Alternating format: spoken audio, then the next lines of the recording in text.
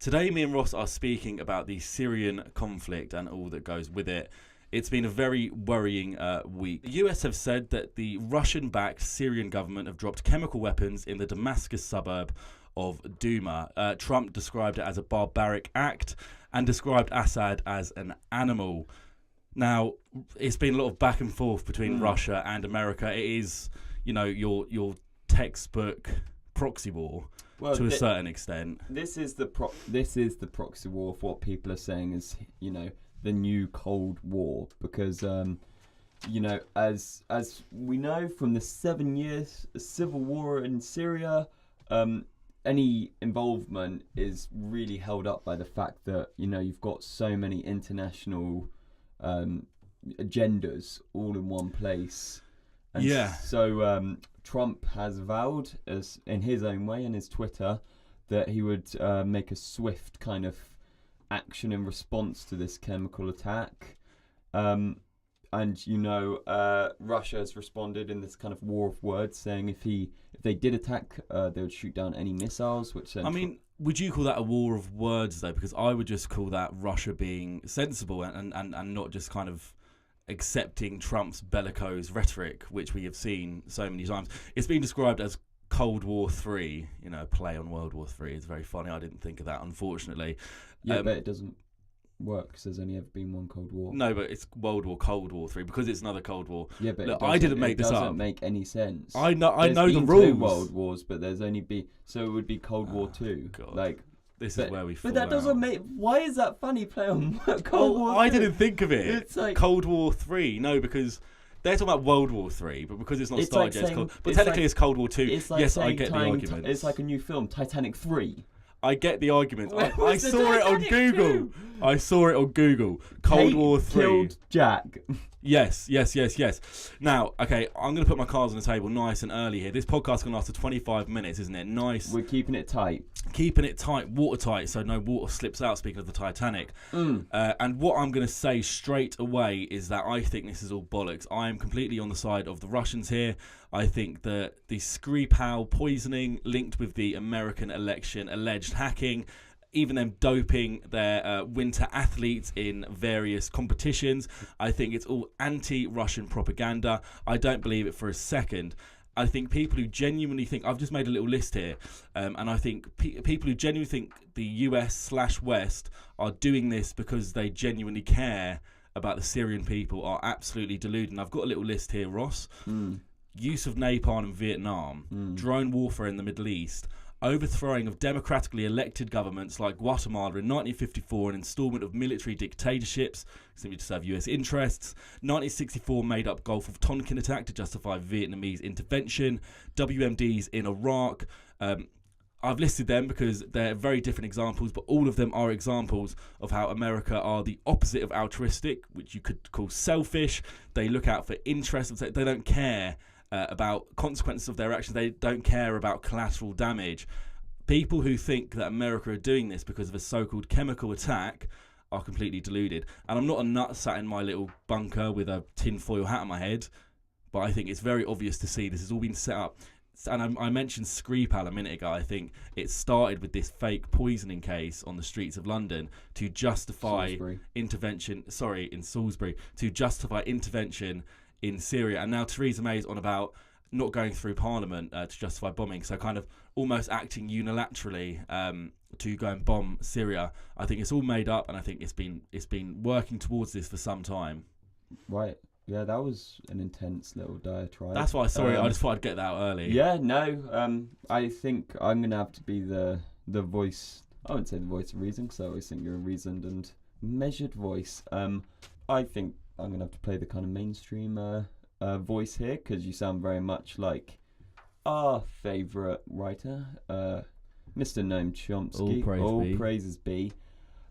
So we're going to unpack this a little bit because I think we need to give a little bit of a breakdown before we go into this so much. Do you think I dived in there like a Olympic swimmer? Do you think I should have waited? No, I liked that, to be honest with you. I like you put it down. You put down the high score in a figure skating competition. Now I've got to beat it. I've got to put on my You've got to beat it. I have my ice skates and. I almost feel we were both sat at a red light there, and I just zoomed off, and you're still sat there like, oh, where's gear 1 gone? Or do you mean a red line? Oof. A red line, as Barry O said. So okay, let's start from the start. So on Monday, was it the chemical attack? It would have been Monday. So the chemical. It depends where you are in the world. Chemical attacks came on Monday. And this is only kind of, it seems there's been a prevalence of kind of chemical attacks in the modern world, I would say. We've seen ISIS, obviously, or ISIL, more appropriately named, have used a lot of chemical weapons. In Syria, there's been chemical attacks. They say Assad. I think we should say allegedly. Allegedly. Not that I'm defending ISIL, but I think it's important. But I would say even to the point of kind of... the use of chemical stuff, even acid attacks in London. It just seems like a lot of kind of... Interesting. Yeah, so it seems in modern world this prevalent. And then, of course, as you mentioned earlier, Salisbury, and recently they've done a test of the chemical agent, and they have said it was very clean, very pure, and it must have been created in a military-grade laboratory. So, okay, and then since this chemical attack, Trump has come out on Twitter, of all places, and said Twitter-in-chief. He would respond to these attacks.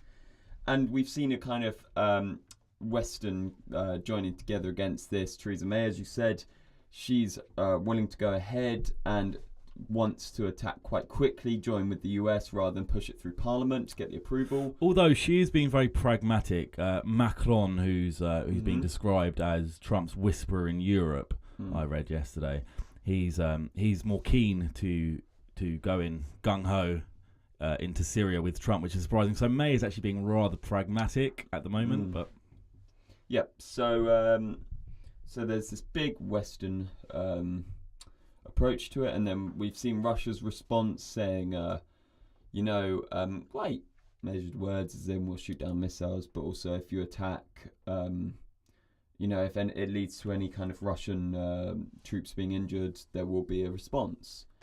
But interesting enough, there has been the death of, I think there was 200 Russian mercenaries, air quotation marks there, were killed by, I think, US forces or US-backed forces. There's been... Syria is a really... Is that recent? I've not actually heard fairly that. recent. Syria, it seems to be a, like you said, proxy war, and it's quite scary. It is, to say the least. I mean, the war started in 2011, the Arab Spring, and I think, at the start, I've also... Because, I've looked into the Syrian civil war for work for quite a while. And, when you look at the very start, I think it is fair to say there were genuine rebel groups. There was the Free Syrian Army, amongst others, who were trying to fight and overthrow Assad's government. Simple aim. Quite a simple aim. On the face of it, it was, I think there are about 7 or 8 countries involved in the Arab Spring. There were some governmental reforms. There were protests like Egypt, Libya, that went into a civil war. Yep. Some governments were, there were some reforms made in some governments. Some were just squashed. Some were just peaceful protests. Anyway, so the point is they're on different kind of levels. The thing, obviously, Syria is the worst, the most tragic example. But the point is that in 2011, when that first started, it was there were kind of just uprisings, genuine uprisings. But what we see then as the war goes on, so many different factions getting involved. It gets so unbelievably messy. You've got Kurds in the north backed by Turkey and the US. You've got ISIL emerging. Yeah. You've got YPG fighters. Militant. You've got militant backed groups. By Iran, like Hezbollah, Iran, and then you've got Saudi Arabia versus Iran. That's been called the Cold War in the Middle East, Saudi Arabia against Iran. So you've got them two opposing each other, Russia, America, blah, blah, blah. So it's so unbelievably complicated. And the other effects we've seen of it, the kind of refugee flow has caused the refugee crisis in Europe. We've seen that there. All stemming from Syria, really. All these... Arguably, it's just a real geopolitical hotspot. It is, and I suppose to a certain extent that attracts world leaders. Russia historically has had ties with Assad, and one of the main arguments used, people would say, why is Putin so heavily involved in Syria? For one, that's his major foothold in the Middle East. It's his chance to exert influence in that area, which was previously really controlled by the United States. And control of his oil. And control of his oil. Zones. And I believe he has a very important port in Tartus, which is on the west coast of Syria. You know what's quite funny? Just a quick side note, and funny is the wrong word, but you look at a map and Cyprus is literally like right next to Syria. Yeah. And you think you've got like Ayia Napa, like on the west coast of Cyprus, and then you've got Damascus about just a quick boat ride away. It's insane. I've always found that quite. You've seen videos mad. and it's like it's the kind of surreal but incredible kind of the developing quotation the developing world and the first world when people are being kind of all-inclusive resorts, getting bevved on the beach, getting tanned, and a dinghy full of refugees will just wash up, and they'll be like, "Well, we're my all-inclusive Thompsons." And they'd have the cheek to complain about it, wouldn't they? Yeah, no, they would. But Syria is. It's always. I've always. Been a tad confused by Syria. Just you try and get hold of it, and there's just so much. It's almost impossible to try and explain. Of course, if you just a very rough bird's eye view, you can. But, bird's eye. But I mean, the thing is, it's very hard because you have to look then at intention. So I think on one hand, it's relatively. I feel quite comfortable to a certain extent looking from a bird's eye view and saying, right, on the face of it, they support them, they support them, they support them. They're going in there, they're attacking there, they hold this area, they hold that area. But the hard part is looking at intentions, thinking, why does this group want to overthrow this group? Yeah. And now what we see is loads of infighting. So now groups are fighting each other. There's hundreds of rebel groups. Well, this is what we see. Okay, so I'm going to put my cards on the table now. Yeah. And say, firstly, I think you need a stable government in these kind of countries, because otherwise what happens is we've seen it in Iraq. Yeah. When America invaded Iraq in 2003, Iraq and Afghanistan, right? Obviously, it was chaotic. They had no idea what they were doing out there after Saddam Hussein was captured and hung. There's a power vacuum. I mean, how do you handle that idea? It's almost like World War II after the Russians came from the east and the Allies from the west, and the Russians took Berlin, and then Germany was carved into zones. You had the British zone, the French zone, the Russian zone, and the US zone. And there was a control council with all the warlords, the leaders Montgomery and Zhukov and Eisenhower. The warlords. And then the whole question was, we've got this control council, but there's no central government in Germany. So how the hell are we going to deal with all of these massive, massive issues?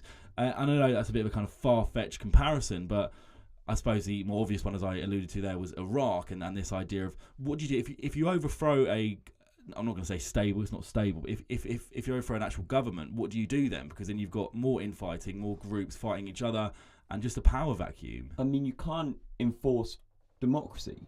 It's by its very definition kind of impossible, because it's got to come from the people, which I mean is what we saw with the Arab Spring, which was a want for democracy away from dictatorship. You know what Adam Curtis argues about the Arab Spring is that he said it was a fantastic idea with the right intentions, but there was no leader. And I think that's very important, because it was led by social media. If you remember, that was the first social media rebellion on a large scale. Well, I mean, there's been arguments saying that it's not, because a lot of people attribute social media overwhelmingly. I mean, so the use of social media. But that's how it was. It was hashtags and saying, come to Damascus Central Square, whatever. At this time. But there was no lead. I mean, that's what Adam Curtis argues anyway. Let's continue. Should we go contemporary now, rather than back in 2011? So, I mean, this did start. The war of words, really, I think, could be attributed to the Russian ambassador to Lebanon, of course, after Donald Trump. Donald Trump always starts a war of words. But the Russian ambassador to Lebanon, Alexander Zasikkin, I believe that's pronunciation. He said Russia will respond to any US aggression, and that was backed up by a bloke called Vladimir Shamonov, who's a retired Russian general, and he said, US ships and aircraft could be targeted. That's been argued that is an act of war. Playing devil's advocate here, because I'm fighting for both sides now, but surely if you're saying, we're going to shoot down American planes and war, not that America haven't said that as well. I mean, could this be genuinely, troublesome? Because with North Korea, I had a slight feeling we all took it with a pinch of salt. We got Salt Bay out and we sprinkled a little bit of salt because it was these two lunatics, But now we've got this genuine kind of different power. Even China have kind of got involved, and they're siding with Russia. So you have these these two opposing sides. It's quite, Yeah, I mean, I think disconcerting. It's pretty disconcerting, and it'd be more disconcerting, I'd say, if lines of communication were shut off. I mean, Trump even does in his tweet, which his tweets are cryptic, and his advisors don't even know what he's going to do and kind of have to race around and try and make logic out of him. He did, I think, in one of the end of the tweets, saying, like, Russia, we need to come together, let's end this arms race, ? So it's it seems to be he wants to start war, he doesn't want to. It's both seem to say, don't do anything us or we'll do something to you. But I think what's worth looking into now is the chemical attack itself. So what we've seen is a lot of images. I mean, it's said to have killed 40 people. I mean, they're saying like 500 have been affected by this. Yeah. And the images obviously are horrific. You've got apparently people frothing at the mouth, blue lips, etc. I mean, there are some grotesque images, babies trying to be kind of resuscitated. There's a plethora of it online. However, one of the top kind of chemical weapons experts says it's impossible to tell from videos if it's been a chemical, what chemicals were used. So they say, I think the UN wants to send in a body to actually investigate this properly. And I think, but I think anyway, I think the gist of it is that the Russians wanted to send a kind of individual investigation, so the US, but they kind of blocked it. They vetoed each other, which is quite interesting. Because they're both part of the Security Council. Yes, yeah. So, I mean, you touched there on the American side of things, which is that Assad, Russian-backed Syrian, the Syrian army dropped a chemical weapon in Douma, the Damascus suburb. Horrific, horrendous, etc. Which, of course, if it did happen, it was. But this is obviously after there's previously been chemical attacks. Supposedly attacked. So let me just really quickly go through the Russian/Syrian point of view of things, and that is that the chemical attack was faked as a pretext for military intervention because Western-backed rebels have failed to overthrow the Assad government despite a lot of Western assistance, which we have seen recently. I mean, this is going back about 6 months, I think, when Erdogan, the president of Turkey, Putin, and the Iranian president, they met to discuss what to do with Syria and stuff. So you could sense the war was coming to an end. As we all know, all the infighting in the rebel groups was causing a lot of harm. They simply couldn't beat the Russian aircraft power and the actual the Syrian army power. No one's really talking about Assad's removal now, as if the rebels would win. It seems to be more like let's stem the bloodshed. It's so. I mean, to me, I'm not saying that I am the wise old owl in the corner who just observes and isn't part of this propaganda machine. I just think it's so convenient to see that the fact that America had historically so much influence in that region. They want to keep exerting that kind of influence. They know that all of the Middle Eastern countries and Arab countries in general are looking at Syria now, and they know that if America lose this proxy war, which is if they lose to the Russians and the Syrians and the Iranians, that leaves them extremely, extremely red-faced. And all it does for the other Middle East, in the eyes of America, is give other Middle Eastern countries confidence to say, if Syria and Russia are, beating America, they are not the big world power anymore. So what's the perfect excuse when the rebels have failed? Because look, Obama and Trump both. I mean, Trump did send 59 Tomahawk missiles this time last year, but what do you do when the rebels that you're backing, you want them to win adamantly? You really want these rebels to win, but they're not going to win, sadly. So, I mean, that's kind of been decided. You make an excuse to go in gung-ho because of a supposed chemical weapons attack. Surely, Ross, I'm not even though I just said your name there in a kind of personal way, but I'm not aiming this at you. Surely the parallels between, again, I've got on my list here, the Gulf of Tonkin Resolution 64 and the Iraqi War. I mean, there are many more examples, but, pretext for war, saying there are WMDs in Iraq, there was no evidence for that. The Gulf of Tonkin, they attacked an American ship, there was no evidence for that. Isn't this it's happening again right in front of our eyes, and we're just talking about the evil Russians. But America isn't properly involved. I mean, so now if they mean America is they want to start bombing Damascus because we've been bombing Daesh, France, Britain, and America, but now they want to start bombing actual bases. I wouldn't see them being so willing to be that unless they had a more serious involvement. I mean, now on the face of it, they can say they're not exceedingly involved, whereas now it's like almost from Trump's rhetoric, almost like there's going to be there's already troops on the ground, but that's more fighting ISIL. So it's training more than fighting. Yeah, training to fight ISIL, which is everyone's universal enemy. But then they've basically the Kurds kind of drove them out of northern Syria anyway. So I mean, that's what Trump said as well. He said, we've defeated ISIL. And he's like, America don't get thanks for that. So he had to say it in his own individual way. But... And so the Kurds have done that, and now the growth of the Kurds has alienated Turkey, who are getting close to Russia.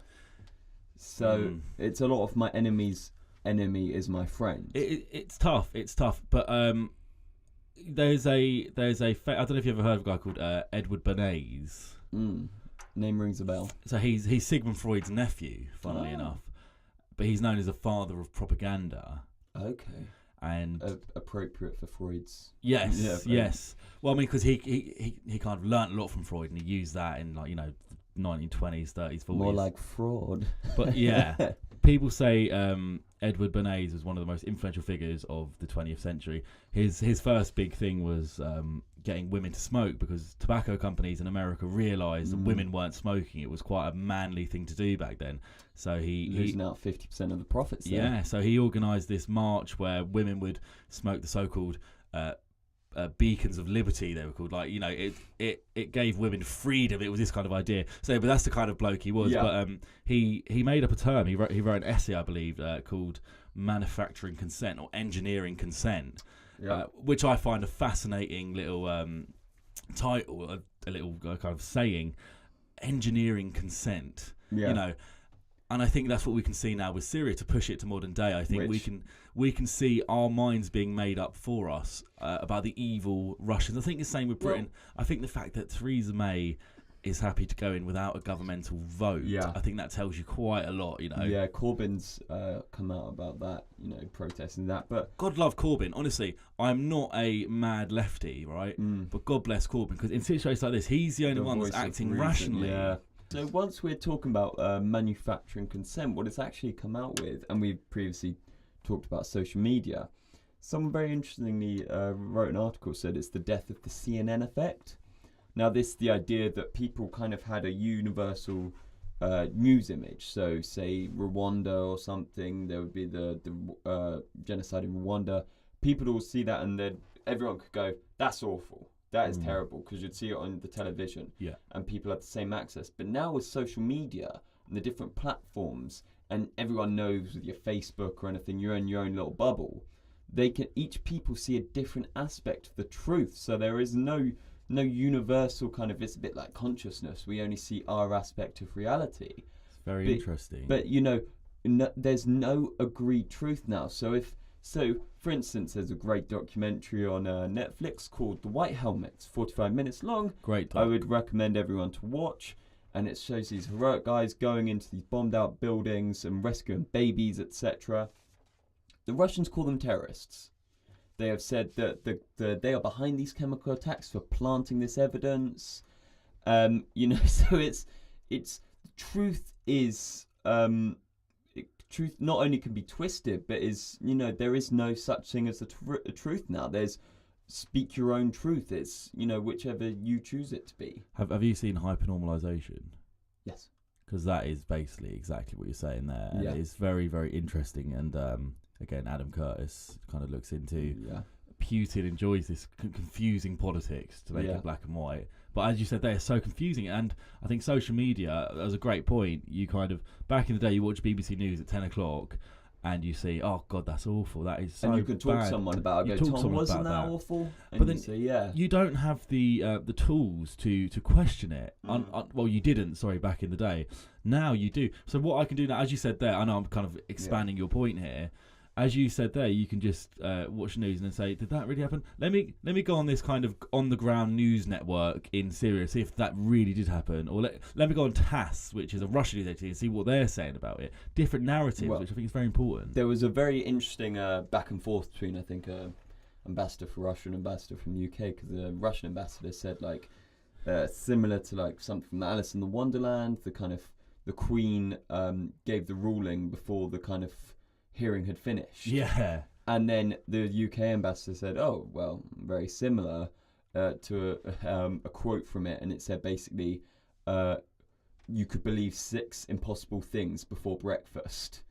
So it's this really good back and forth because, you know, it's crazy. The truth is what we want it to be. It is. I mean, and then the United Kingdom UN ambassador says something about Karl Marx returning his grave. And that got a lot of stick from Russia saying, does she think this is the USSR, you know, back in the day? Yeah, so... you know, it's a very messy situation, Ross. I hope that we've cleared it up a little bit for you guys. I mean, that was just more kind of a bit back and forth. Well, we gave a little bit of history there. We gave a little bit of history. Also an alternative view on this, or see what's an alternative. I think it's very important because I think it's very easy to sit here and go, bloody Russians, look at what they're doing. It's very sad as well, I think, that... Just don't, guys. If you listen to this whole thing, can you go away with one thing from me anyway? I don't know about you. I don't know if I can speak for you here, but you know, don't just listen. Don't be spoon-fed information by whether it's right or left wing or centrist parties in this country. Just do your own research, make up your own mind. Declare war on fake news.